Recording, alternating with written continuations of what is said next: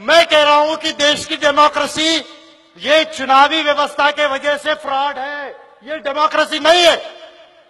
जब तक आप इसको डेमोक्रेसी समझोगे, इसके खिलाफ रिवोल्ट नहीं करोगे, आप केवल चुनाव लड़ने में विश्वास रखोगे। बीएसपी भी यही बात करती थी। बीएसपी कांशीराम जी का भी यही मिथ था कि हम सत्ता की गुरुकिल्ली मिला लेंगे तो सब कुछ बदल लेंगे। पूना पैक्ट पार्ट 2 होते रहा, कांशीराम जी पूना पैक्ट पार्ट 1 पर बुक लिखते रहे। आज बीएसपी का क्या आश्रय है? सबके आगे है।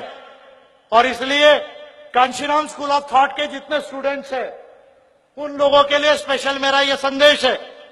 मुझे खुशी है इस बात की कि 11 मार्च को मैंने 25 पार्टीज को लेटर लिखा और बीएसपी के लोगों को भी लिखा। बहुत देर से सही विजय मानकर की बात समझ में आ रही है और कह रहे हम साहब को मिलने अभी नागपुर में जाएंगे और पार्लियामेंट में क्या करना है वो सर को पूछ के हम करेंगे। आज बीएसपी के एमपीज को बहुत लेट समझ में आया, लेकिन जब 2006 में मैं ये बात बोल रहा था तब बीएसपी के किसी व्यक्ति को समझ में नहीं आ रहा था। दुख की बात कह रहा हूं, मैं हिस्ट्री में नहीं जाना चाहता आज, लेकिन आज मेरी भविष्यवाणी सच हुई। विजय मानकर हैज बीन विंडिकेटेड। मैंने 2005 में कहा था बीएसपी हार जाएगी देश में। I have been vindicated. क्यों? क्योंकि मुझे इलेक्टोरल सिस्टम का और ब्राह्मणिज्म का स्टडी है। अभी भी कह रहा हूं, केवल अलायंस से आप नहीं जीतोगे।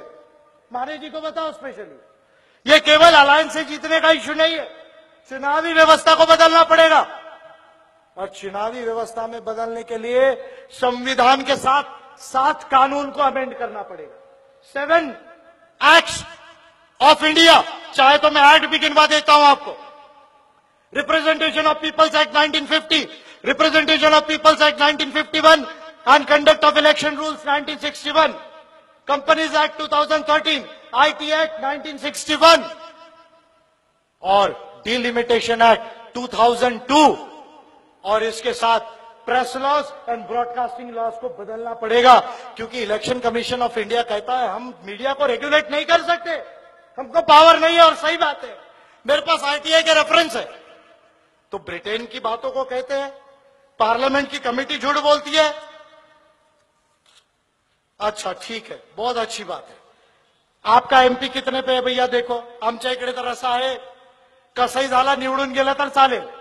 हमारे यहां बोलते कैसा भी हो जीत के गया तो चलेगा, जीता तो सही। अच्छा, कितनी खुशी है। ये दुनिया में शर्म करना चाहिए। हमारे, अभी मैं बोलूंगा ठीक नहीं है, पार्लियामेंट को हम सम्मान करते हैं, लेकिन बोलूं तो मैं किसको बोलूं, क्योंकि यह काम पार्लियामेंट का है। हमारे एमपीज को थोड़ा आत्मचिंतन करना चाहिए। शर्म बोलूंगा तो बोलेंगे कंटेम्प्ट हो गया, तो इसलिए जो है नहीं बोल रहा हूं, आत्मचिंतन करना चाहिए। भारत का एमपी 22,28,000 पर एक एमपी, भारत का। और क्या हुआ? फैमिली प्लानिंग की वजह से 1976 में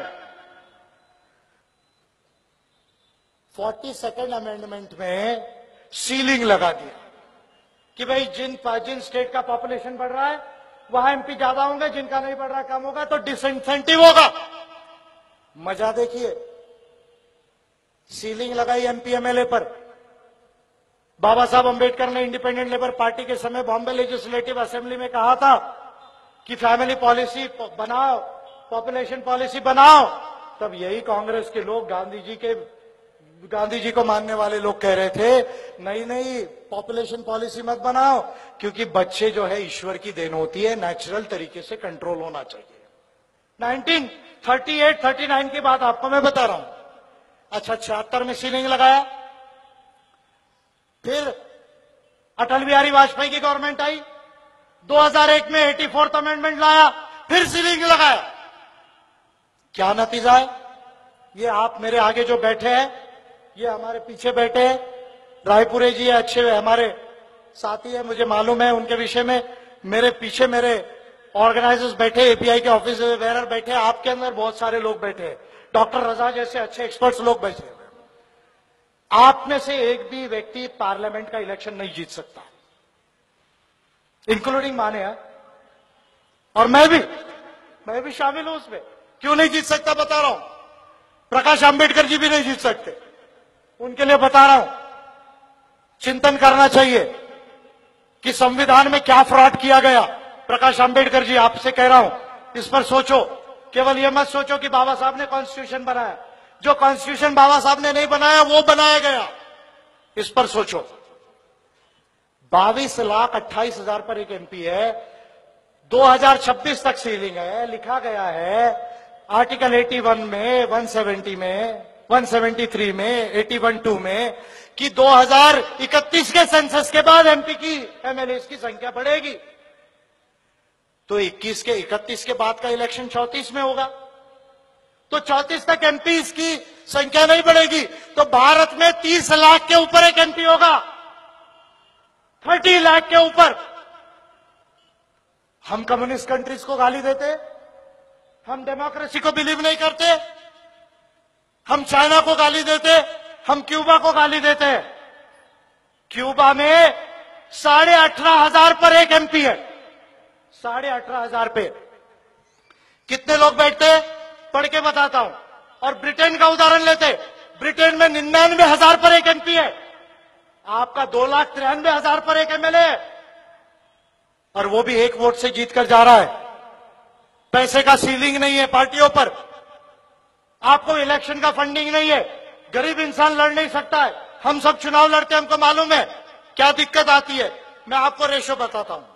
ब्रिक कंट्रीज यानी जिसका इंडिया मेंबर है, Brazil, Russia, India, China, south Africa.